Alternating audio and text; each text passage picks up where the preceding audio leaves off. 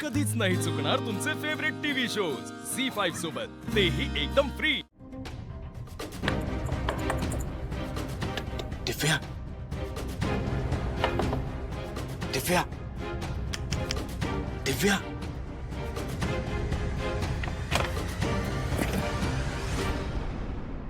दिव्या, दिव्या please मला एकदा आत येऊ दे। दिव्या, दिव्या प्लीज, दिव्या ऐक, मी काय म्हणतोय ते एकदा प्लीज माझं ऐकून घे। बघ मला मान्य आहे की मी चुकलोय, मी मानतोय ना, ऐक ना। का आलायस इथे? कारण दिव्या मला एकदा तुझ्याशी बोलू दे प्लीज। अगं दिव्या, मला तुझं काही ऐकून घ्यायचं नाहीये, मला घरात तमाशा नको म्हणून तो आत्ताच्या आत्ता इथून निघून जा।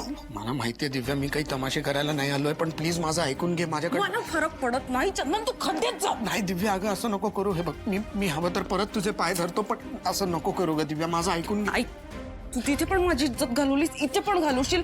मला तुझं मला तुझं काहीच ऐकून घ्यायचं नाहीये चंदन, आणि हे आपल्यात काही होऊ शकत नाही। दिव्या. तू निघून जा इथून। दिव्या असं नको। दिव्या, दिव्या ऐक ना, दिव्या, दिव्या, दिव्या माझं ऐक। दिव्या, दिव्या, दिव्या एकदा, दिव्या प्लीज, दिव्या, दिव्या।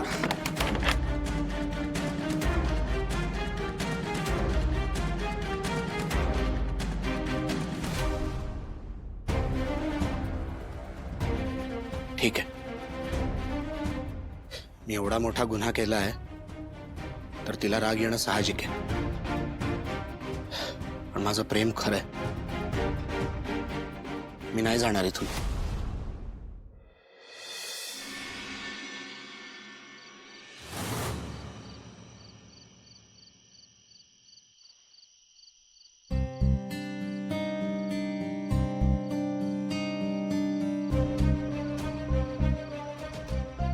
कोण झोपले मुटकुळं करून?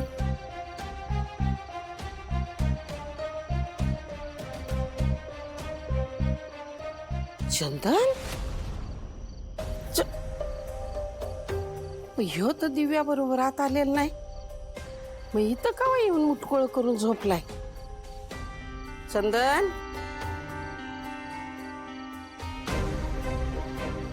काय रे? अरे तू तर दिव्या बरोबर आलेला नाहीस, मग इथं मुटकुळ करून कधी झोपलायस? काय झालंय? वंदे, अगे वंदे, बाहेर ये जरा। आजी राहू दे। अरे काय झालं? चंदन, तू इथे? आणि ही काय अवस्था करून घेतली स्वतःची? चल आत चल। नको आई, खरंच राहू द्या, आत नको। अरे असं काय करतोय? चल आत चल। आजी ते दिव्या मला घरात नाही घेणार। का? तुमच्यात भांडण झालंय का? नाही म्हणजे दिव्या असं काहीतरी म्हणत होती, आम्ही विचारलं तिला, पण ती धड काही सांगत नाहीये। तर तू तरी सांग नक्की काय झालंय, सगळं ठीक आहे ना? मी जर तुम्हाला सांगितलं काय झालंय तर तुम्ही दोघी स्वतःहून मला घराबाहेर काढाल।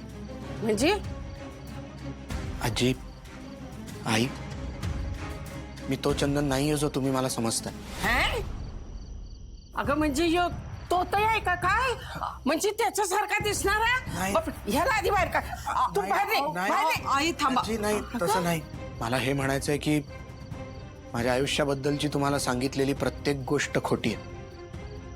नाही म्हणजे नक्की काय खरं आहे आणि काय खोटं आहे? म्हणजे माझा पैसा, श्रीमंती, आई बाबा, आजोबा सगळं खोटं। म्हणजे तो म्हातारा दामू अण्णा, हा तोच तो दामवाना का फामवाना माझ्या मागणं धावायचा, शिरीन शिरीन करत। सगळं खोटं आहे आजी, ते माझे आजोबा नाही। नाही, मला काही कळत नाहीये, काय बोलतोयस तू? मी सांगतो आई। आई, आजी, मला माफ करा। माझ्या हातनं खरंच खूप मोठी चूक घडली। आई, माझं दिव्यावर खरंच खूप प्रेम होतं आहे, पण मी श्रीमंत नाहीये हे जर तिला कळलं असतं तर तिने माझ्याबरोबर लग्न नसतं केलं, कारण तिला फक्त एका श्रीमंत मुलाबरोबर लग्न करायचं होतं। आजी, मी जेव्हा तिला पहिल्यांदा एक महागडं गिफ्ट दिलं ना, ती खूप खुश झाली, इम्प्रेस झाली। तिला अजून गिफ्ट देत गेलो आणि नंतर मागेही फिरू नाही शकलो।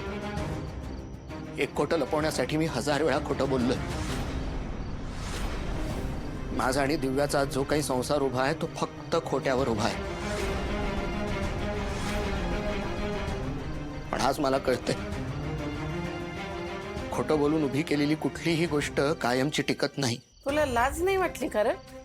हा, आणि आता तुला उपरती झाली आहे समजा सांगायची. जी मी योग्य वेळ बघून दिव्याला सगळं खरं सांगणार होतो. कधी येणार होती तुझी योग्य वेळ? ती वेळ यायच्या अगोदरच दिव्याला सगळं कळलं आणि ती निघून आली. अच्छा, म्हणून दिव्या लगेच इथे परत आली. हो, मग आता काय आपण आपल्या चुकांवर पांघरून घालायला आला काय? नाही म्हणजे माझी नातं धुतल्या तांदळासारखी नाहीच आहे, ती तर मातीच खात असते सगळीकडं. कारण हव्यास आहे ना, मोठमोठी गिफ्ट पाहिजे त्याच. अरे येड्या, तिला पिरमानं जिंकायचं सोडून हे असली खोटी आमिष दाखवून, खोटी गिफ्ट देऊन असं कुठं प्रेम मिळतंय वय ना? मला कळत आहे आजी, पण खरंच माझी चूक झाली, मला माफ करा. नाही, चूक झालीच आहे. कारण तू आम्हाला फसवलंयस, आमच्याशी खोटं बोललायस तू, आणि आमच्या मुलीचं आयुष्य बर्बाद केलंयस तू. का केलंस तू असं? प्रेम होतं आई माझं तिथे. याला प्रेम नाही, फसवणूक म्हणतात. आणि इथून पुढे मला तुझं तोंडही बघायचं नाहीये. आई असं नका करू. आई, आजी आजी आजी तुम्ही तरी माझं ऐका प्लीज. मी काय खायचं तुझं? हा, एवढं समद कान केलंस आणि तरी मी म्हणतोयस माझं ऐकून घ्या म्हणून. हा, तेव्हा इथनं चालू पडायचंस. निघित ना.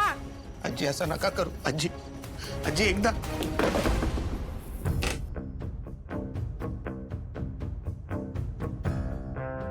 वंदे, हाय, काय झालं हे सगळं? आपल्या पोरीच्या आयुष्याचं मातेचं झालं ना. बघ वंदी, आता त्याचा त्रास करून घेऊन काही बी फायदा नाही. आपल्यालाच या समद्यातनं मार्ग काढायचा आहे. होईल काहीतरी मार्ग निघल. आई, हे सगळं ऐकून तुला काहीच वाटलं नाही? मला काय वाटायचं? अगं हे समद मला माहित होतं. मी दिव्याच्या मागणं काही उगाच गेले नव्हते.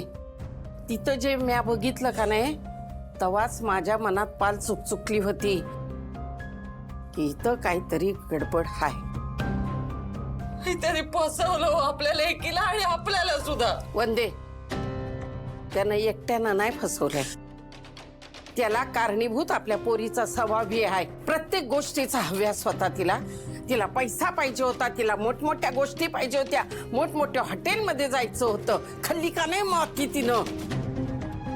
अगं स्वतःला लय शानी समजते ना ती. मग त्या पोराची खात्री करून घ्यायला न गवते का? तू काय करतो, काय कामधंदा करतो, किती कमवतोय, काय करतोय हे कळायला नको होतं तिला? काय लहान आहे काय ती? आणि हे भगवंती, आता तिचं लगीन झालंय हे आपल्याला इसरून चालणार नाही. हो, पण आई आता काय करायचं आपण? काय करायचं म्हणजे? अगं आपणच त्याच्यातनं मार्ग काढायचा आहे. निघणार काहीतरी मार्ग निघणार. हा, उगाच त्रागा करून घेऊन आपण काय त्याच्यातनं काय बी मार्ग निघणार नाही. शांत डोक्यानं मार्ग काढायला पाहिजे आणि तो आपणच काढायचा आहे. हा, तेव्हा शांत राहा जरा. बघू, देव आहे पाठीशी आपल्या. माऊली काहीतरी मार्ग काढेलच की.